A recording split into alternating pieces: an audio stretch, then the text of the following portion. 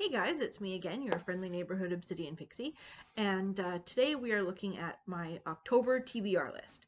I am doing 4 different readathons in October.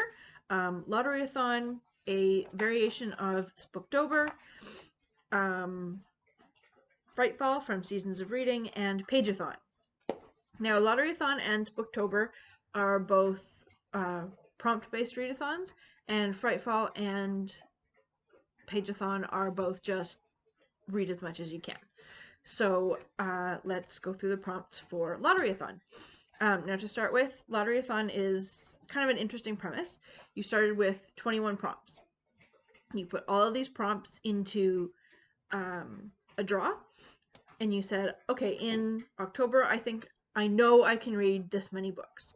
And you drew that many prompts out of the draw. And then you marked them down, put all the prompts back in, and said, okay, now I am pretty sure I can read this many books on top of the ones I already drew. And you draw that many books again. Mark them all down, put them back in. And then you say, okay, I hope I can read this many books on top of the books I already drew. And you draw that many prompts. Now you could redraw one prompt from each round. And books within each round can be read in any order, but you have to finish round 1 before you go on to round 2. You have to finish round 2 before you go on to round 3. To do my drawings, I use the Major Arcana from a tarot deck.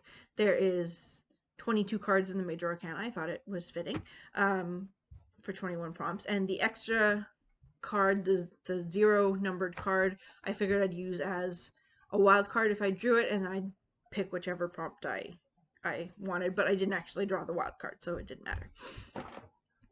And then you can, like I said, you can choose how many books you draw during each round. You can even choose how many rounds you do. You didn't have to do 3, but I did. And 1 book for 1 prompt, no doubling up. So for round 1, a book that's been on your TBR for at least a year. I picked the Atomic City Girls. It's kind of the story of a town called Oak Ridge in Tennessee, where they were preparing plutonium and uranium for building the atomic bombs for World War II. I'd read a different book about the same thing, The Girls of Atomic City, but it was a little drier. This one was actually written as a novel, more of a story. I finished reading it this afternoon. I really enjoyed it. And yeah, so this was a book that's been on my TBR for at least a year. Next, a book featuring strong friendship. I picked Winds of Fate by Mercedes Lackey. It involves a lot of strong friendships between the main character and her horse-shaped companion, between the main character and her other human traveling companion. She winds up meeting and getting into a relationship with someone new. There's a lot of different strong friendships and relationships in this book.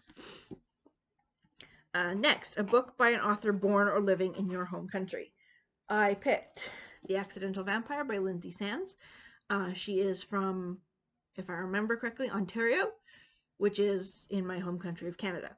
I have read this book before. It is one of many in the series. Not the latest one, but probably one of my favorites. Next, read a book first published 10 years ago, so something published in 2009. I picked Percy Jackson and the Olympians, first book, The Lightning Thief by Rick Riordan. I think I've read it once before, but it was quite a while ago, so I'm going to try and read it again. For round 2, a book written by more than one author. I am reading Shadow Dawn by Chris Claremont and George Lucas. This is the second book in a trilogy. I read the first book for a readathon in September. The first book is called Shadow Moon, and again, this trilogy is the kind of the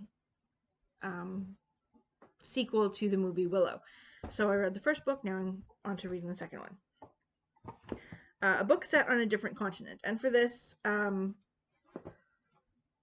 books set on different planets or fantasy continents, they counted as well. So I'm reading Winds of Change. This is the second book in the Winds trilogy by Mercedes Lackey, part of her Valdemar series.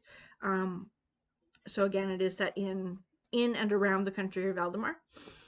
And I'm trying to remember what the world is called in these novels, and I can't remember. I just remember that the main country is Valdemar. So yeah, set in a different continent. For round 3, a book set on a different continent. I did draw this prompt a couple times, and I am reading Winds of Fury, the 3rd book in the Winds trilogy from the Valdemar series. And finally, for round 3, a book with 3 words or less in the title. I am reading Needful Things by Stephen King. Nice, big, fat book. I have read it before. It is probably my favorite Stephen King novel ever. It's pretty intense, about a store that opens up in the town, and everybody can buy exactly kind of what their heart most desires, but of course in the end it all turns out not to be exactly as they think. So that is my TBR for Lotteryathon. Now for Spooktober. Technically the readathon portion of Spooktober is only the last week, but most of the rest of Spooktober is visual challenges, Instagram challenges, things like that, which are not really my thing. So I talked to the organizer and asked if I could just use their prompts to do a readathon for the whole month, and they said yes. So let's move on to that. And all of the prompts in this are kind of themed around a fall harvest festival. So first, for Spooktober, read a book with a flower on the cover. I am reading Shadow Song by S.J. Jones. This is a sequel to a book I read a couple months ago called Winter Song, and Winter Song was so fascinating to me, and so I loved it so much I immediately went out and lent it to a friend. So I'm very, very anxious to get into reading the sequel here. Read a book with a journey or quest. Again, I'm reading Shadow Dawn excuse me, by George Lucas and Chris Claremont, where our main character Elora and our main characters, rather, Elora and Thorn, are kind of on a quest to fulfill their destiny and save the world, which is pretty awesome. A book that you think will have twists and turns. I'm reading A Branch of Silver, A Branch of Gold by Anne Elizabeth Stengel. This is kind of a retelling of the story of the princesses who dance their shoes away every night. And even though they're locked in to their rooms and, kind of what happens to them. And because this is a retelling, they usually throw twists and turns and things in there. So I'm really excited. And I had a really hard time actually finding this book. I heard about it, but then I couldn't find it locally anywhere. And I wound up paying quite a bit more for it than I usually like paying for books. But it's a book. Books are always worth the money, really. Next, read a spooky book. Again, Needful Things by Stephen King. Stephen King does tend to write, if not necessarily spooky, they're certainly thrilling, a little bit creepy, really kind of make you think about things. A book with orange on the cover. I am reading this, The Circle by Dave Eggers. I have seen the movie. It seemed a little odd, kind of ended very abruptly for me. But I've heard the book is quite a bit different, so let's read the book and then we can compare them. Let's see, a book that someone picks for you. So I asked my husband, I said, go into the library, go through all the books, find something for me to read. He picked this, The Makers by Cory Doctorow. It says a novel of the whirlwind changes to come. I really don't know anything else about it.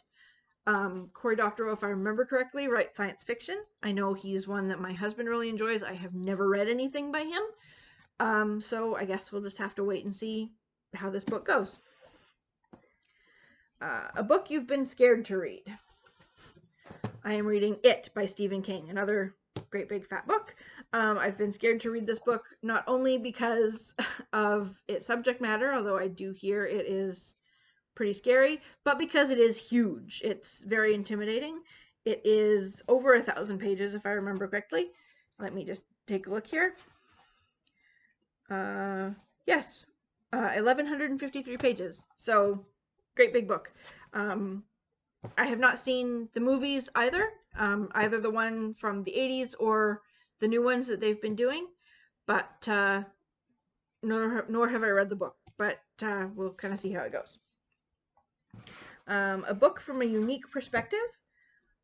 I picked this one, Love, Ellen by Betty DeGeneres. This is a book written by Ellen's mom, and it's kind of talking about their relationship and the struggles that they went through as Ellen came out. So I am a big fan of Ellen.